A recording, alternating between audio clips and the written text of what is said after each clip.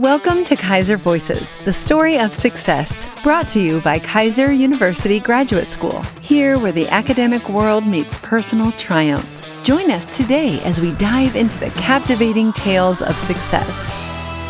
Welcome back to another edition of the Keiser Voices Stories of Success podcast. We're excited to have with us today a very special guest, Mrs. Jacqueline Boneri. She's the Associate Vice Chancellor of Student Services for Keiser University. Jackie, thank you so much for joining us today. It's a pleasure to be here, Heather. Thank you, and I appreciate the invite. So I really hope you don't mind. I kind of want to dig in because I know I have a lot of questions that I think are important for us to hear about. But can you talk to us first about your expertise in your field and how did you hear about networking? In my role at Keiser University, I've had the privilege to interact with executives, colleagues, and community leaders from various industries and locations. One common subject that always comes to the forefront is how vital networking is. According to a LinkedIn study, 80% of professionals consider networking vital to career success. There are many positive aspects of networking if done correctly, and so many different methods of networking in integrating that into your job search. Wow, so 80% is a high number, but you mentioned positive aspects of networking. Can we talk about that a bit? What are those positive aspects? For students, networking allows you to meet new people in your field of study or industry you're focusing on. These connections that you're establishing can lead to referrals, mentorship opportunities, career advice, internships, and even employment opportunities. For employers, networking allows them to build relationship with other businesses, which can lead to new partnerships and new business ventures. Networking can open up access to new talent, new customers or supplies, and so much more. For business professionals, networking allows you to raise your professional profile, create a network of support for career advice and ideas, advance your career, and increase your knowledge. So earlier you kind of mentioned networking done right. How do we integrate networking in our job search strategy for students or even recent graduates?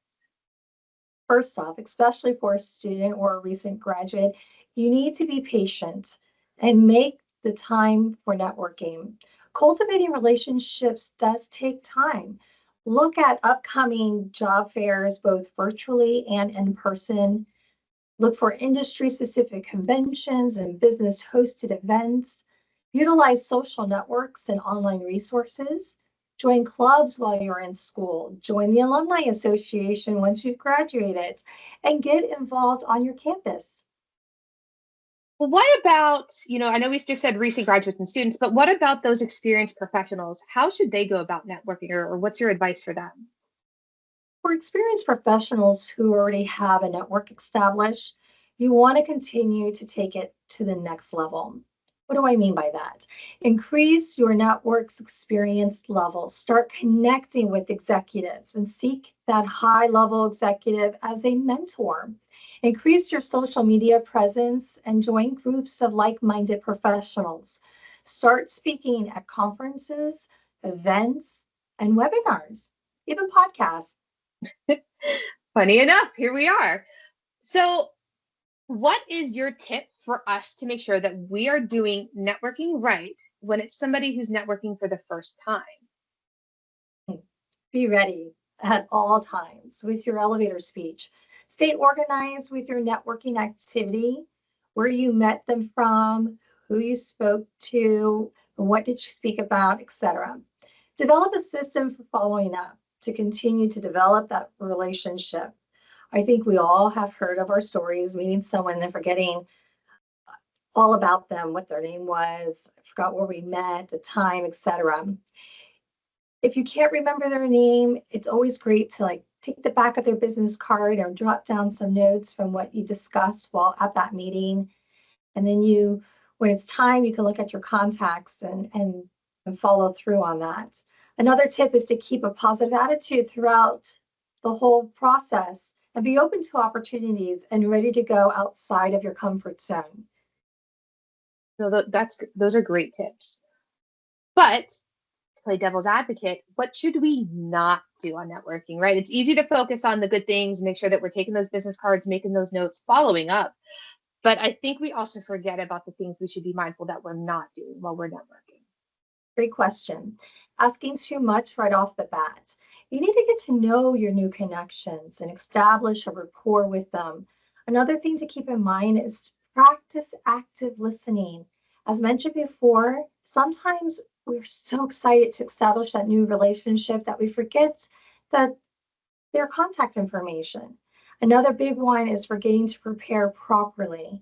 Did you research the organization that you'll be attending? Maybe you are going to a career fair. What employers will be there? Did you research the individuals hosting the webinar or podcast? So you mentioned career fairs, and I'd like to ask you a question, if you don't mind, regarding career fairs, because I don't think people make the tie to networking and career fairs. I think we look at them as two separate entities, and really they're not, right? They really kind of are the same thing. What would be your advice for a student or a graduate when attending a career fair? First off, do your research. Find out what companies will be attending and research those companies. Ensure you have ample amount of copies of your resume. Be prepared with your elevator speech to introduce yourself. Maintain eye contact. Greet with a firm handshake and show enthusiasm. Dress for success. Always dress for the job that you want. You can't hear that enough. Be ready with questions to ask the HR or recruiter in attendance. Ask for what are the next steps and be sure to get their contact information so you can follow up, and always thank them for their time. Those are some really great tips. We appreciate you sharing them with us. But how did you come about those tips? Were they offered to you when you were in college?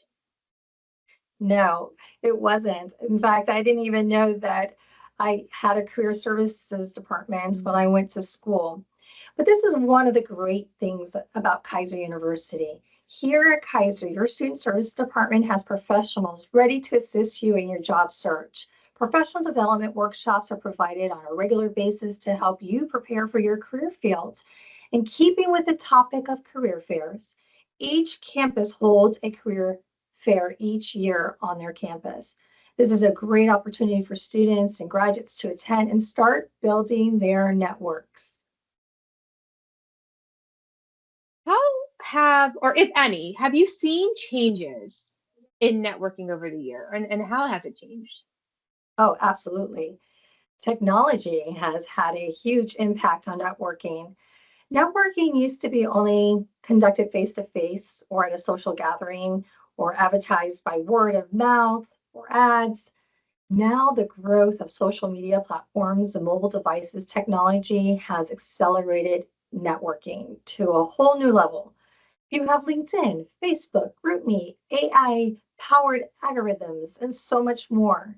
With online networking, you can reach so many more people. You can join chats and groups. Technology really has brought us so many different options.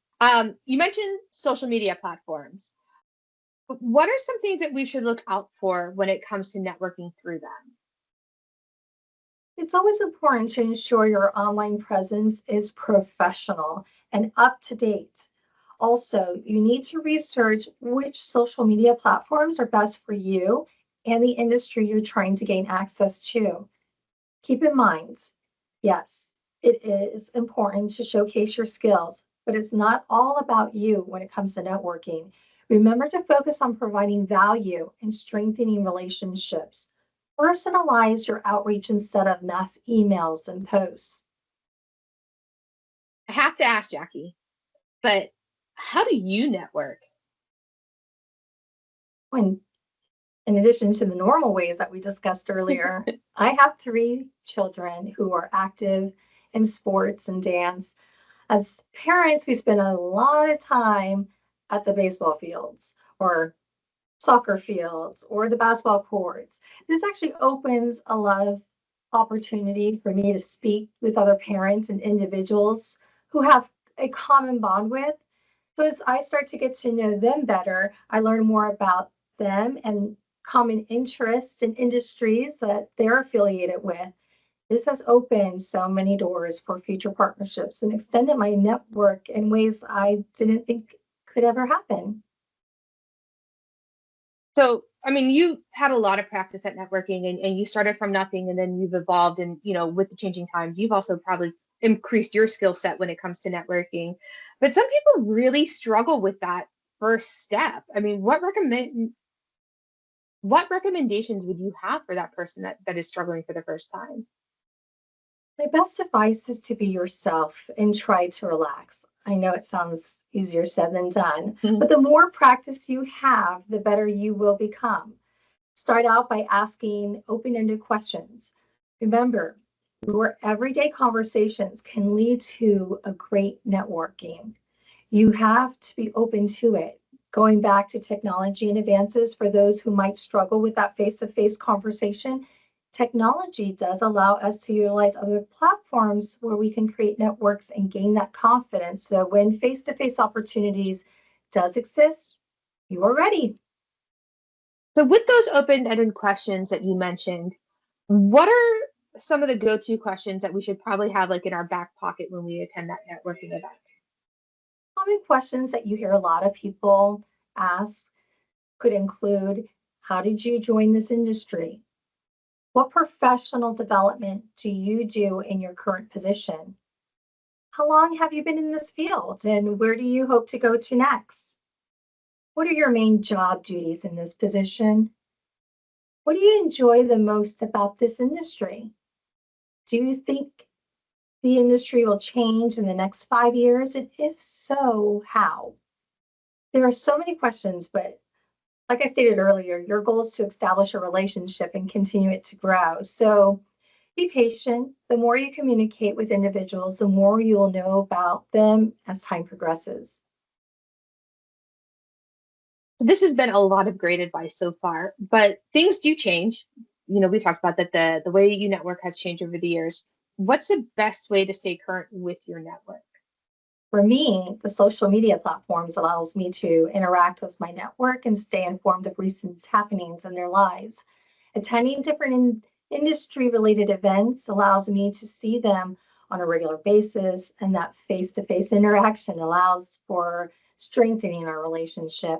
I also reach out a couple times a year on special days and holidays. So I know we're getting close to the end here. We're running out of time for this podcast and we can keep going. But I really would like to know how networking or how even your network has benefited you from learning about it, from all these tips that you provided. Where does your network come into play? Oh man, that's a loaded question. So much, Heather, so much. It actually gave me my first job out of college. As part of my undergraduate degree, I had to do a few classroom observations as part of my program. At one site that I really liked, I had an opportunity to ask the teacher what the best way for me to get into our field. And he told me what I should do and gave me the name and the number of the person who oversees my teaching specialty for that particular grade level. I called him right up and sent him my resume. A few days later, I was interviewing for a position and hired within weeks of graduating college. With that being said, though, you need to be ready for things to move quickly if necessary. And on the other hand, if things do not progress as fast as you hope, like in my situation, stay persistent, be polite, and continue to follow up. My network has also given me the opportunity to be promoted by providing me references. It has given me an opportunity to help others. Networking is truly the gift that keeps giving. This has been amazing. And I appreciate you sharing your story too, like not just educating us on some great tips and what to be mindful of, but also your story. I think that's important to hear at the end of the day. So, Ms. Jackie Boneri, thank you so much for taking the time to join us today. Thank you, and happy networking, everyone.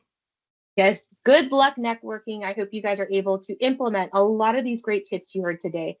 And remember, if you enjoyed this podcast, make sure you like, subscribe, and follow as we continue these conversations on networking and other amazing topics every week. So we hope to hear more from all of you soon, and keep up with us. Thank you for journeying with us today on Keiser Voices, the Story of Success. As we close this chapter, remember, every story has its next page.